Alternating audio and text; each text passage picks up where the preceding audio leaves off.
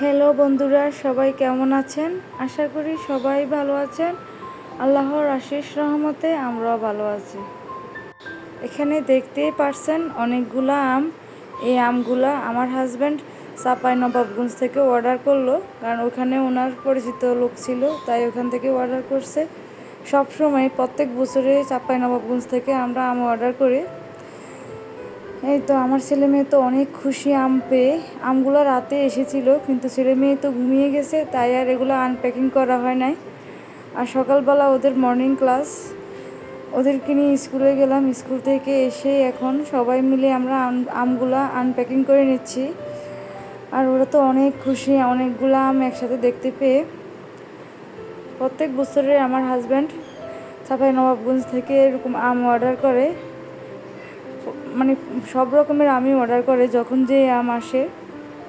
এই তো এখন যেহেতু হিমসাগর চলে যাচ্ছে, সিজন একদম যাওয়া যাওয়া অবস্থা, এই জন্য এখন হিমসাগর অর্ডার করলো। আর আমগুলা যেহেতু ফরমালিন মুক্ত, আমগুলা খেতে অনেক মজা ছিল। এই আমটা কিন্তু ভিতরেও ওই রকম লাল হয় নাই, অন্যান্য আমগুলো কিন্তু ভিতরে আরও লাল হয়েছিল, একদম মিষ্টি। আমরা সবসময় বাচ্চাদেরকে ফরমালিন মুক্ত আমই খাওয়ানোর চেষ্টা করি। বাজারের কিনা আম খুবই একটা কিনা হয় না।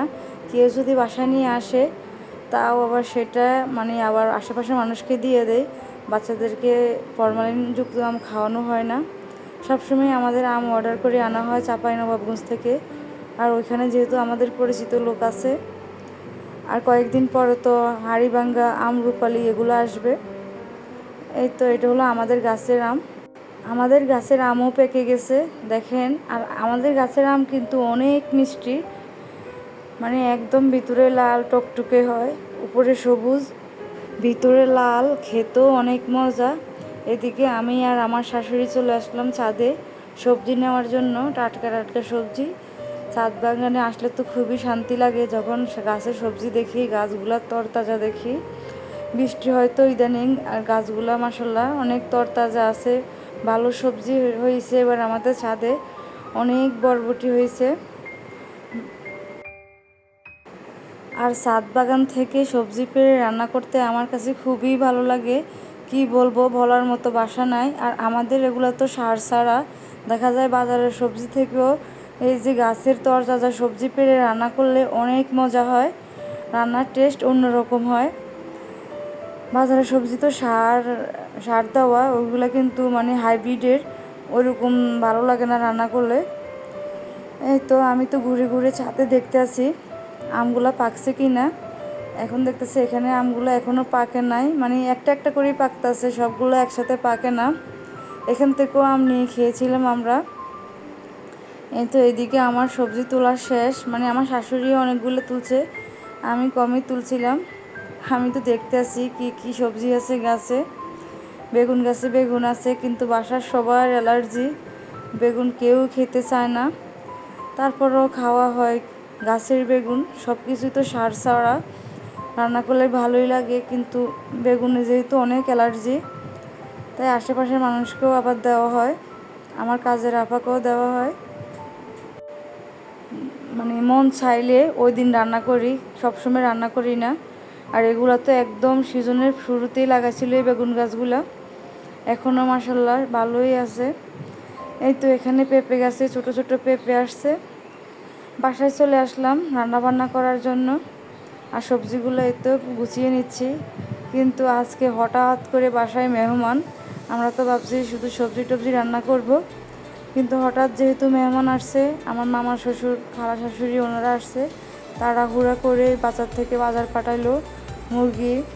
এদিকে আমার ননদ ডাল ধুয়ে নিচ্ছে, আমি গরম পানি দিয়ে গরুর মাংস ভিজিয়ে নিচ্ছি রান্না করার জন্য। কিন্তু অনেক হয়রানি লাগতেছে স্কুল থেকে আসার পর। তাড়াহুড়া করে এখানে শসা দিয়ে মাছ দিয়ে রান্না করলাম আমার শাশুড়ি, আর ঝাল ঝাল করে মুরগি ভুনা করলাম, আর গরুর মাংস, ডাল এগুলো তো করছি। কিন্তু অনেকটা সময় লেগে গেছে, যেহেতু আমরা অনেক লেট করে রান্নাবান্না করছি, স্কুল থেকে এসেছি, অনেক কাজ করেছি, তারপরে হঠাৎ শুনলাম মেহমান আসছে। এই তো রান্নাবান্না শেষ করে এখানে আবার বিকেলের জন্য আমি গাছের বেগুন দিয়ে বেগুনি ভেজে নিচ্ছি, আর সবাই মিলে অনেক মজা করে এই বেগুনগুলো খেলাম। গাছের বেগুন থাকাতেই দেখা যায় যে কোনো টাইমে বেগুনি বানিয়ে খেতে পারি, আর এই বেগুনিগুলো খেতে খুবই ভালো লাগছে। আমার ছেলে মেয়ে এরকম মানে বেগুন, আলুর চপ, পেঁয়াজু এগুলো পছন্দ করে না। ওদের জন্য হলো মহাবিপদ, ওদের জন্য আবার অন্যরকম নাস্তা রেডি করতে হয়। দেখা যায় অন্যান্য বাচ্চারা ভাজা পোড়া খেতে অনেক পছন্দ করে, ওদের পছন্দ হলো চিকেন ফ্রাই, নাগেটস, এগুলা নুডলস। এই যে বেগুনি, আলুর চপ এগুলো আমার পছন্দ, কিন্তু ওরা খায় না, কি করব আর। এই তো এদিকে আমার ননদের হাজব্যান্ড বাইরে থেকে এসেছে, আর প্রবাসীরা যখন প্রবাস থেকে আসে তারা তো অনেক গিফট নিয়ে আসে। উনি আমার ছেলে মেয়েকে অনেক কিছু দিয়েছে, এখানে অনেকগুলো চকলেট, শাশুড়ির জন্য আমলা তেল। বেশি গিফট হলো আমার মেয়ের, আসলে মেয়েদের জিনিসপত্র কিনতে সবাই পছন্দ করে। এই তো এখানে খেজুর দিয়েছে, আমার মেয়ের জন্য একটা কিউটি ব্যাগ দিয়েছে। মেয়ে তো ব্যাগটা পেয়ে সারাদিন এই ব্যাগ নিয়ে খেলাধুলা করে, কি করবে আরও। ও তো এই জিনিসগুলো পেয়ে এত খুশি যা বলার বাইরে। আসলে বাচ্চারা গিফট পেলে অনেক খুশি।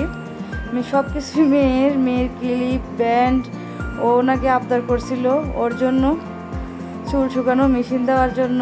ওকে আবার চুল শুকানো মেশিন, আবার মানে অনেক কিছু দিয়েছে ওকে।